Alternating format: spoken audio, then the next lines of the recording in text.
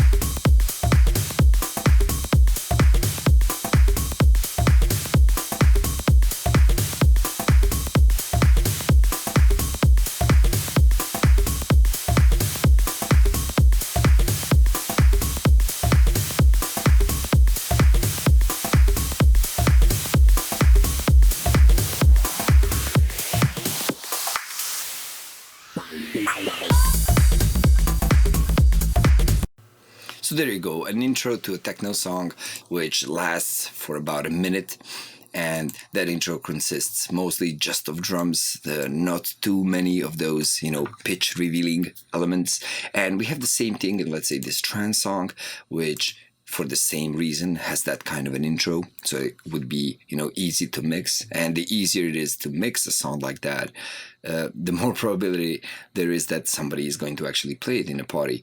So you actually, as a composer, producer of that piece of music, you want to be oriented like that. Now, after that, most of those, and even in the EDM today, after, let's say, an intro like that, you would have the main theme or a breakdown like this.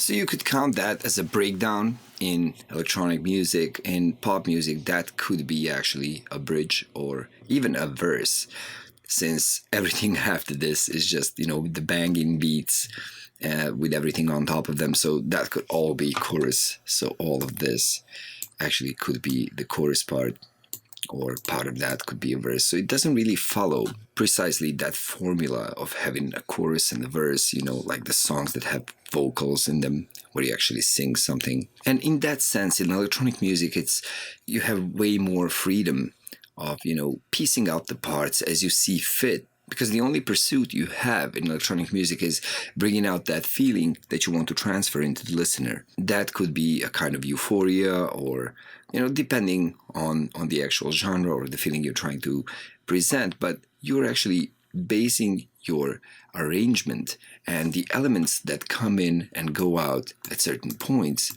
to actually try to elevate that feeling you're trying to transfer onto the listener. So that's what you're trying to do with the arrangement, as well as with the instruments you've chosen and with the melody you're playing and with the beat that's playing underneath. Now, to talk about an intro, let's say in dubstep, it would most certainly be some kind of a, let's say, a melodic element.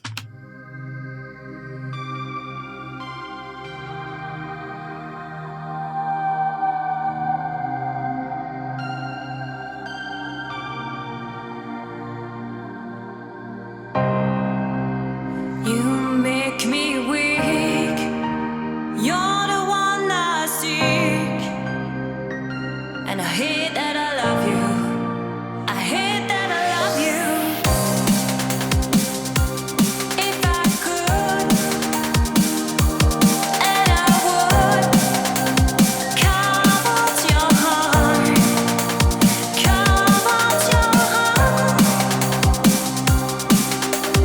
and I recast it, I recast it, carve out your heart.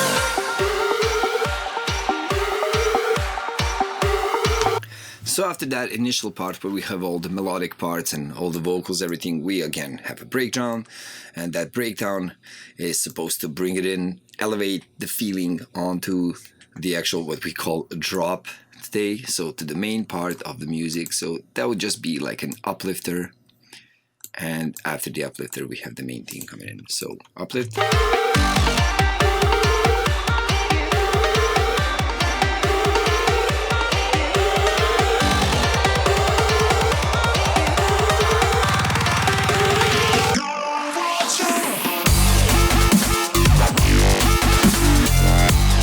Now you can see by these examples that not every intro has to be the same for every kind of music, and even for, specifically, let's say in pop and rock music, not all of the songs start the same. Some of them just actually start with a verse immediately. Now, saying that start with a verse, some of the rock songs, they actually, just go into account like 1, 2, 3, 4, and then immediately with the main riff.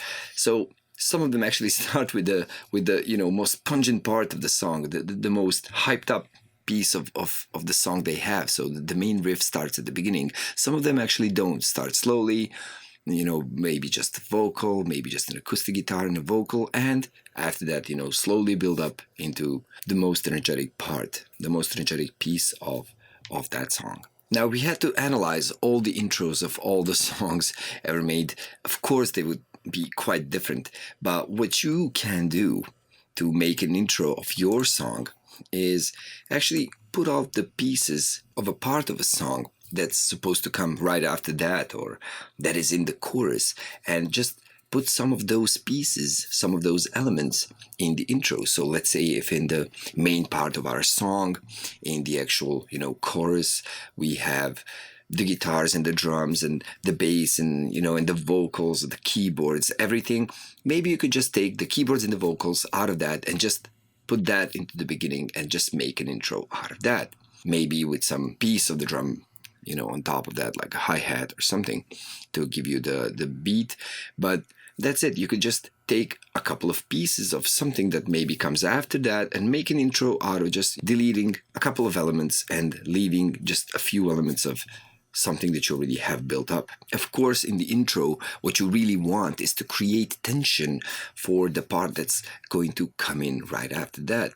So any intro is served to actually, maybe introduce the listener to the main theme, to introduce the listener into the song, to get him into the vibe, as you would say, into the feeling of the song, and then slowly break it in. As I said, you can do that in a couple of ways, but creative minds tend to do crazy stuff and it tends to sound cool. So, as long as there are rules, there are going to be people who break the rules and make something original, and then everybody else is going to start to copy those people, and we have a new genre of music.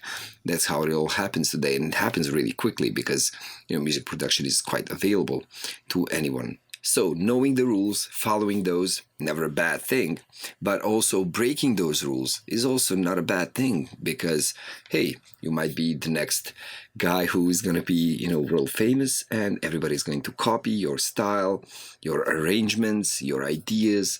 So don't be afraid to go off the beaten path, especially with something like an arrangement, like a song structure, how it goes. But if you want to copy somebody else, you can, and in the next level, we will talk about that too. For the beginning, it's important to know that you can analyze all the pop and rock songs in the world, and you will see that they usually have an intro, or they actually skip the intro, as I've told you, just do the counting 1, 2, 3, 4, and start with the main riff.